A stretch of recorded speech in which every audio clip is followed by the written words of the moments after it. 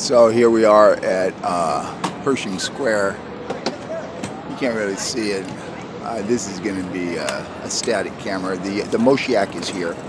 The Jewish Messiah has come back from Vermont. I guess he's been vacationing, or I'm not sure what he's been doing, but he is back. And my understanding of Orthodox Jewish ideology or a theology is that Moshiach, the true Jewish Messiah, when it comes, is going to be a female.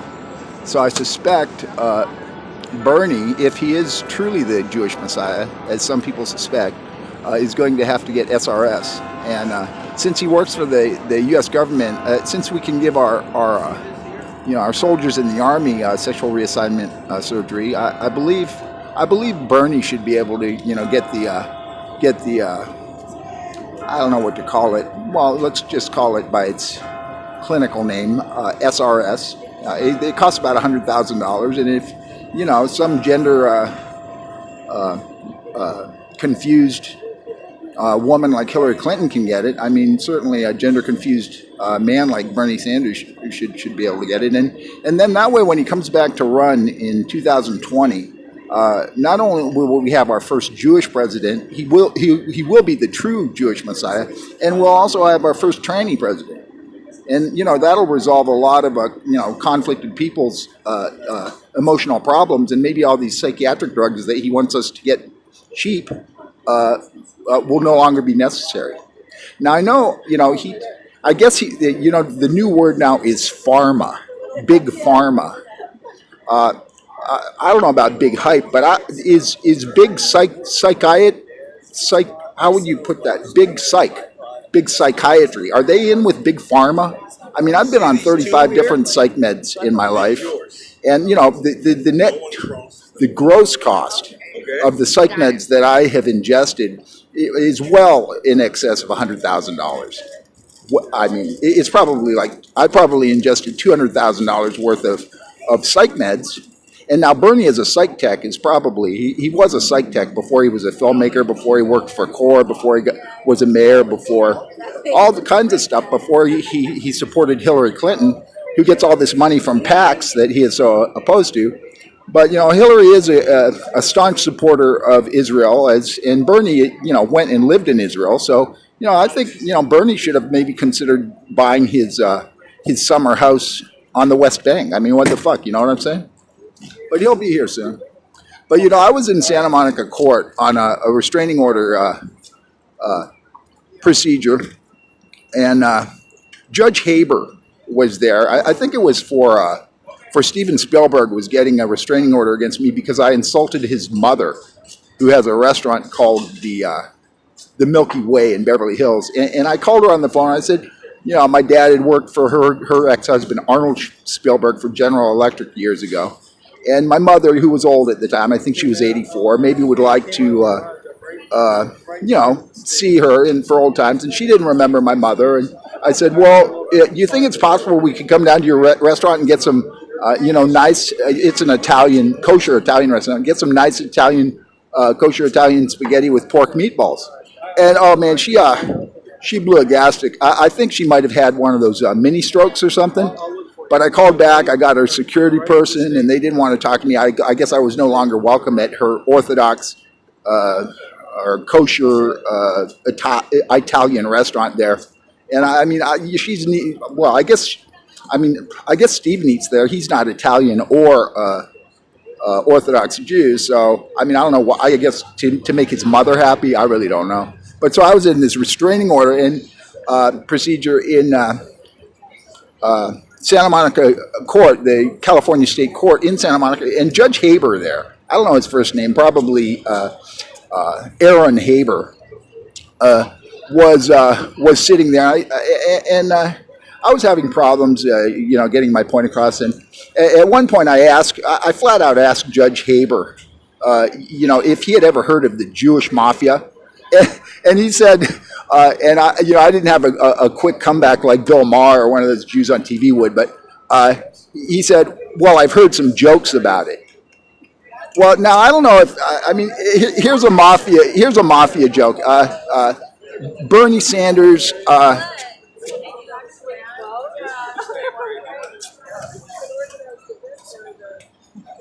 So you want to talk about the Jewish Mafia? You could talk about Meyer Lansky and Bugsy Siegel, or who was the guy in L.A. Mickey Cohen. Those were Jews, but I know all the movies in Hollywood are about Italian mafia. We could talk about Mo Dalitz, who was the head of the Purple Gang in Detroit and then moved to Cleveland, and was the head of the Sheffield Road Gang. Got his whiskey during the Prohibition from Samuel Bronfman. I believe it was Samuel Bronfman or Edgar Bronfman Sr. from the Jewish Mafia in Toronto, and then he legitimized his money in trucking and dry cleaning, and he moved to Nevada, and he started financing casinos, well, of course, hospitals, universities, and things like that, with Teamsters, low interest pension fund loans. But that's not Jewish Mafia. That's well, I don't know what you call it, but Edgar Bronfman Jr. went on. He was the head of Warner Music up until a couple years ago. I guess he's quite a ladies' man. He's quite a ladies' man, like what's his name, Mo Annenberg, who started the Philadelphia Inquirer, and he has that School of Communications. It's called the Annenberg School of Communications at the University of Pennsylvania, and there's another one. There's another one over at USC, the University of Southern California. Now, I'm not saying that the circulation wars in the 30s, where newsstand guys were being killed and all this shit was happening, while Mo Annenberg was fucking his way through Hollywood's elite. I guess maybe he wasn't. Maybe that was Joseph Kennedy, who was friends with what's his name, William Randolph Hearst, and Charlie Chaplin and all those. Maybe they were Masons. Maybe there's no connection. But so anyhow, the Moshiach should be here pretty soon. I'm gonna pause this.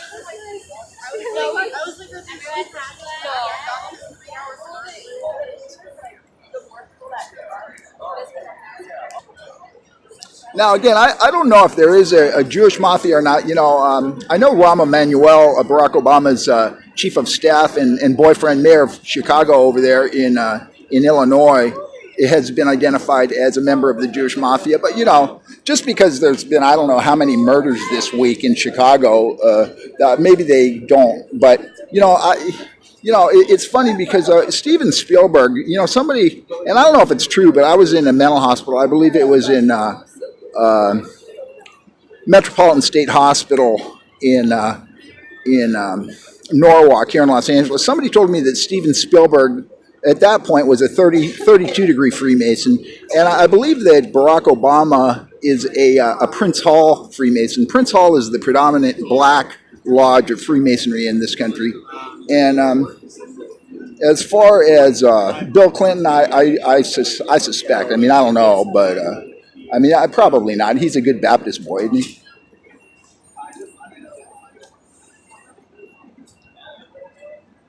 But yeah, and John Kerry is also a Freemason, but actually a federal marshal who killed some. I'm not sure what the case was. He had killed, I believe, a homosexual San Francisco police officer in some kind of drug bust in the city up there, up north. Was trying to get some kind of deal.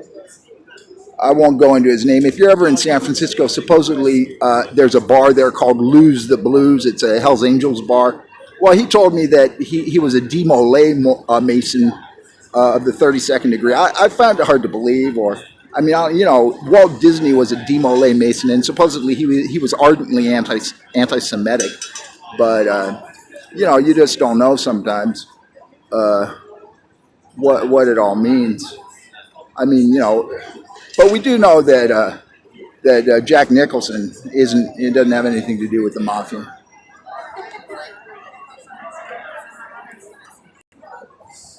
So anyhow, Steven Spielberg's head of security is now. Again, I've said this before, but I believe he has been accused by certain persons of being corrupt. His name is Kevin Berman, He was a Torrance cop. He retired, and I believe he became the head of a Steven Spielberg's, or certainly within Steven Spielberg's security detail. Poor Steven, despite his Academy Award and despite his incredible talent as his let's say his success as a filmmaker, he has certain deeply ingrained fears, and he has up at the up in the Palisades at his house and over there in Long Island, and his various apartments or houses here and there. The guy's worth I don't know how many, and Geffen and all these guys, they need security. They need a sense of security, and they maybe it has to do with their lack of mother love. I don't know. I'm not a psychiatrist or stuff. Maybe Bernie will explain why I need all these psych meds. My psychiatrists haven't done a very good job. But anyhow, so Berman, when Spielberg went to get this restraining order, Kevin Berman made a deposition along with this asshole named David Glasser, who's a forensic psychologist, and he's really heavily into psychiatric medication, particularly for hyperactive children. I guess he's a specialist in children, this guy, David Glasser. But Kevin Berman, I was at this other restraining order procedure in Santa Monica court, and Kevin Berman was investigating me because he has his license, even though he was supposedly, again, this is unsubstantiated rumor, and I certainly don't want to slander him, a corrupt Torrance cop, and I don't think he was kicked off the force, but so here's what happened. I'm sitting there, and he says something to me, and I turn around and I say, "What did you say?" I don't remember specifically what he said, and he said, "Oh no, I didn't say anything." So I turned around and I just tried to ignore what he kept saying this stuff. And then, so it comes in his deposition on this bogus restraining order where I insulted Steven Spielberg's mother, that suddenly, I was hearing voices. I turned around and asked him if he had said anything, and I appeared to be hearing voices. Well, in fact, I heard Kevin Berman's voice, and, whatever, Kevin Berman, and he's got some problems of his own, I suppose, but, he's a good guy at heart. At heart, that's what counts. Your intentions, not what you do, but what you believe and what you talk about.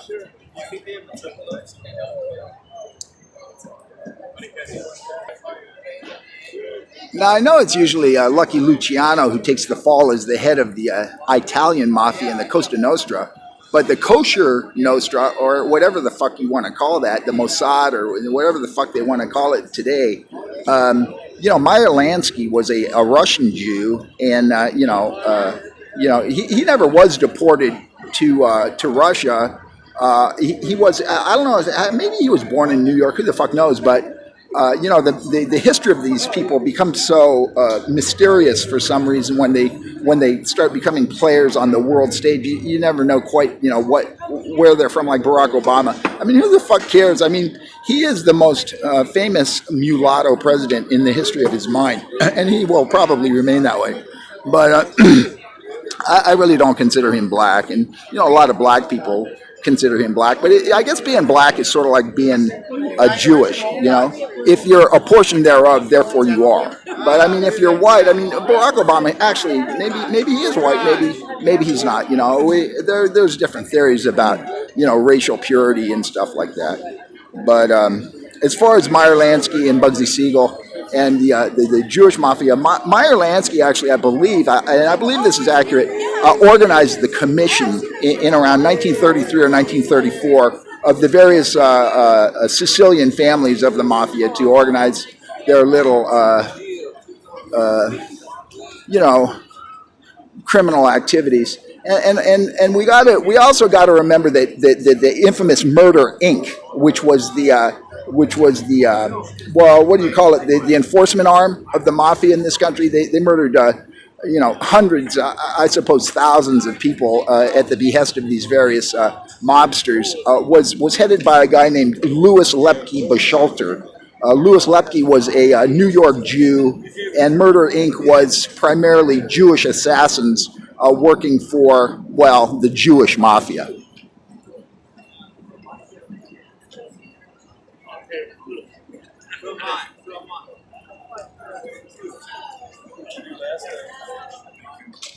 And I wanted to get this in, now this guy Al Franken, he's one of those funny guys from TV, and now he's a funny guy from the Senate. He's the junior senator from Minnesota now, and apparently he did grow up in Minnesota, so that's legit. I mean, Hillary wasn't a legitimate senator from New York, but I'll grant that Franken, and he's a member of the Democratic Farm Party or something, and he probably has sincere motives. Now, I did a little research on him after a discussion yesterday with somebody, and apparently Al Franken did vote for the war in Iraq. He didn't vote for the build-up or whatever, the second wave or whatever the fuck they call it, but he blamed it on Colin Powell. He said he was misled by Colin Powell's testimony. And now Al Franken was actually, he was in a very close election with, I forget the guy's name there, in Minnesota. And he actually lost, and then he had to scrape together $20 million for a recount. And, with the recount, he actually ended up winning his seat. So, I'm not saying it was election fraud, but I mean, maybe they tried to take what was rightfully his away from him, because he's not a big fat idiot. He's just a stupid Jew. And he proved it yesterday when he claimed that basically Donald Trump's advertisement with a picture of Janet Yellen and George Soros and whoever, some other Jew, Blankstein or something, was basically reminiscent of the protocols of the Elders of Zion, and that it was a dog whistle, a German Shepherd dog whistle. Now, what kind of dog whistle is that? A pro-Zionist, a Nazi slur on fucking, that's like the Jews saying that, well, okay, let's face it,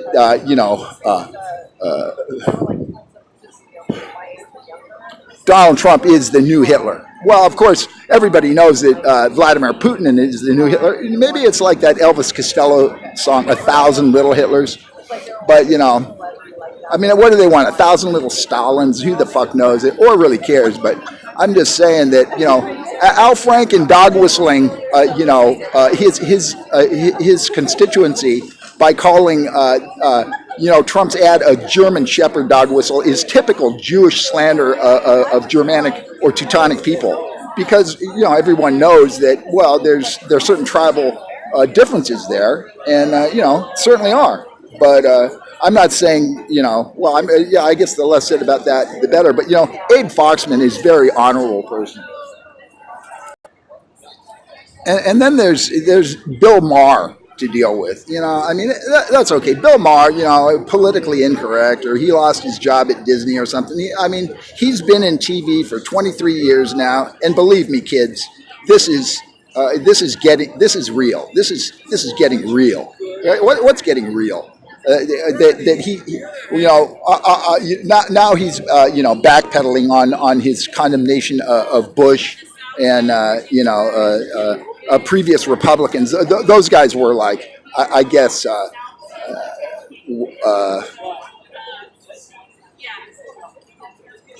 chicken shit compared to Donald Trump. And Donald Trump, he does have the support of Alex Jones.